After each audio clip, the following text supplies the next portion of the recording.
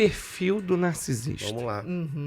A gente falou até agora... Porque a gente está falando de relacionamentos tóxicos de forma geral. Geral. Né? Mas a gente tem o narcisista, a gente tem o psicopata, a gente tem até outras patologias ou transtornos de personalidade que também acabam que colaboram sendo muito tóxicos. para isso, para ser Mas tóxico. vamos ao narcisista. Vamos ao narcisista. Nem é importante colocar isso, né? Que relacionamento abusivo e tóxico é justamente esse leque. Exatamente. Até duas pessoas saudáveis podem ter um relacionamento tóxico. Pode. Né? Contanto que uma queira uma coisa e a outra queira outra. E podem entrar em conflitos ali não conseguem fechar e tudo mais. Então, é entender que relacionamento tóxico é todo relacionamento que te faz mal. Né? Muitas pessoas, elas ficam esperando diagnósticos. Só vou sair desse relacionamento se eu tiver certeza que é um psicopata. Se eu tiver certeza... não faz a menor diferença. Faz a menor diferença. Olha, enquanto eu Se atendia... não está sendo bom, não tá enquanto bom, eu atendia, eu recebia rótulo. muitos e-mails e muitos directs do tipo, Bia, eu preciso só que você me diga se esse...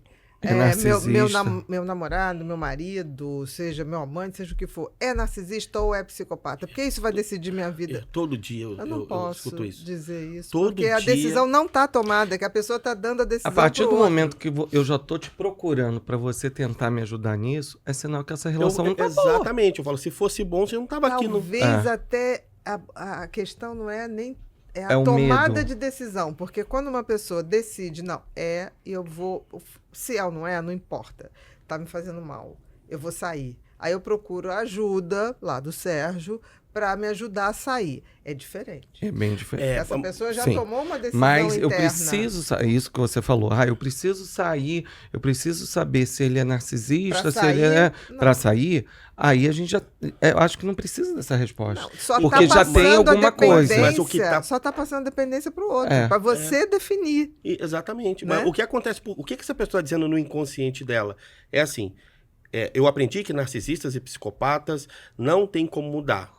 Então, se ele não for narcisista ou psicopata, eu posso mudar ele. Exatamente. Mas não é... Entendeu? Eu posso mudá-lo. Então, essa pessoa está querendo uma chancela para continuar. Mas a gente não pode mudar ninguém. Não pode. É aí que tá. A gente não muda. Exatamente. A gente influencia. Mas é o pensamento. É o pensamento. Da dependente. Então é uma pessoa que pode estar só doente, aí então eu vou conseguir ajudar.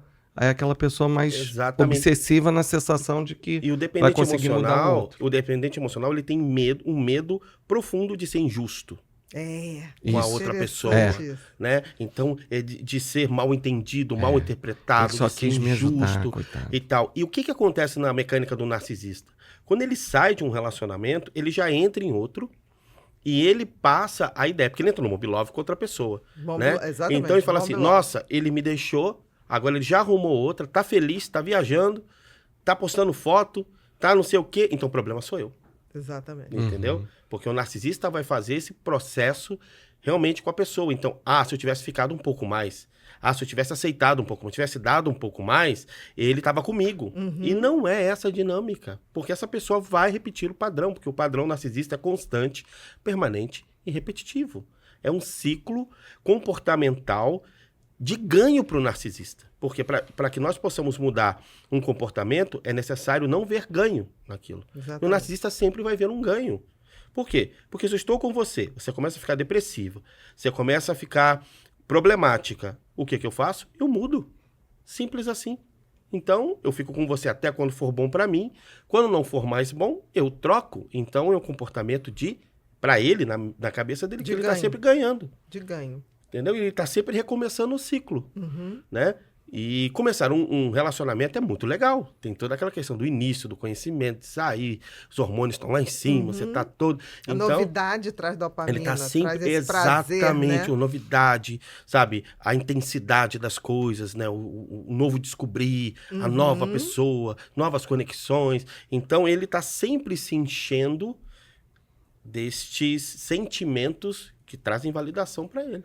E ele não consegue gerar empatia. Então, ele vai sempre ciclando os relacionamentos, né? Isso é constante, não muda. Impressionante. E é interessante isso, porque tem gente que fala assim, não, o psicopata não muda nunca. O narcisista pode mudar se ele quiser muito. Olha, eu acho improvável. né? Eu recebo muita pergunta assim, mas se o narcisista quiser mesmo mudar, ele vai conseguir? Eu falei, mesmo que ele queira muito, mesmo assim é improvável, ele vai ter que querer todos os dias com todas as forças. Mas é Mas, muito assim, difícil. é muito difícil, porque ele tem um mecanismo de busca do ganho mesmo. Busca do instintivo. ganho. Instintivo. E saiu agora agora não deve ter um ano e pouco, quase 2 anos, um estudo da Universidade Charité em Berlim, que eles descobriram que narcisistas, eles têm a ínsula menor. Desculpa, a ínsula anterior, ela é um pouco menor e naquela região não tem pouca massa cinzenta. E a ínsula é o lugar responsável pela compaixão, pela empatia. Pela empatia. Então dentro é como do sistema límbico. Dentro do sistema límbico. Então, é como se a ínsula não comunicasse com o córtex, com todo o cérebro. Além de ser menor, ela tem menos conectividade, porque tem menos massa cinzenta, que é o corpo do neurônio. Exatamente. Né? Então, Entendi. já existe aí já comprovação, né, que existe essa alteração no cérebro do narcisista. Entendeu? Agora, eu creio que essa alteração vem justamente pelo comportamento. Você não acha que é primário? Pode ser primário, mas eu acredito que uma coisa compensa a outra. Uma vai complementar a outra. Porque o narcisista ele vai trazer aí a questão da genética. Então, já se sabe que pessoas com transtornos de personalidade antissocial e narcisistas vêm de um histórico de famílias com presença dessas pessoas, de doenças mentais, de vícios, de disfuncionalidade e tudo mais. Aí você tem a epigenética, que é o meio onde eles vivem, e também vão replicar um meio de disfuncionalidade, de abuso, o narcisista, ou de liberdade, porque o narcisista ele vem de 2 polos. Ou ele vem de uma família totalmente disfuncional, onde ele vai ser invalidado, ou de uma família onde ele vai ser o reizinho da casa. O rei absoluto. Que Meu não príncipe, que lindo, você ele é maravilhoso. Ele pode tudo, não tem limites. Exatamente. E tudo mais. Então, esses 2 polos vão levar a comportamentos narcisistas. Aí você tem, né, o viés de validação do narcisista, que é o seguinte, ele tem um ganho, aí ele repete, tem um ganho, ele repete, tem um ganho, repete. É como se jogasse, é o jogador. É um jogador. Que ganha, quer ganhar mais. O comportamento impede a neuroplasticidade. Impede que o cérebro dele responda.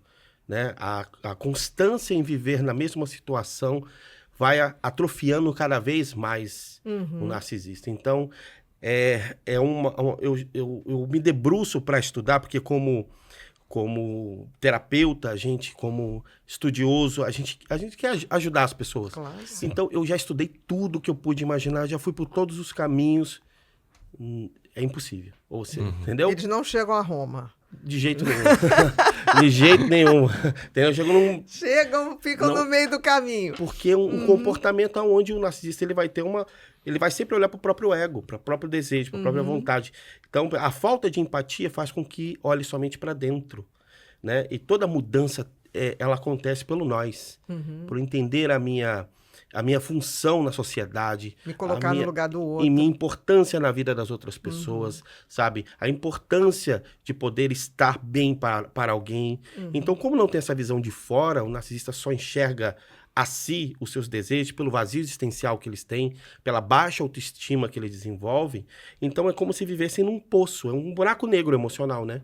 Entra ali e não volta, entra e não volta, entra e não volta. É um ciclo eterno, né? É um ciclo eterno. É triste, mas a grande dificuldade das pessoas como pode existir alguém assim, né? Não, e a dificuldade é, mas coitado ou coitada, ele não pediu para ser assim. Ele não pediu para ser assim, não tem culpa, né? Então, mas a questão não é ele pediu para ser assim. A questão é não perceber, é não desenvolver a responsabilidade. Porque Freud vai dizer que o narcisista ele vai ficar preso na fase da infância, da qual a fase da urgência. Então, o narcisista não tem ideia de tempo, tem que ser tudo no tempo dele, tem que na ser hora dele, do jeito dele. Todo mundo tem que estar em função dele, né? Então, na infância, esse modelo, a criança precisa ter esse comportamento para sobreviver. Sim.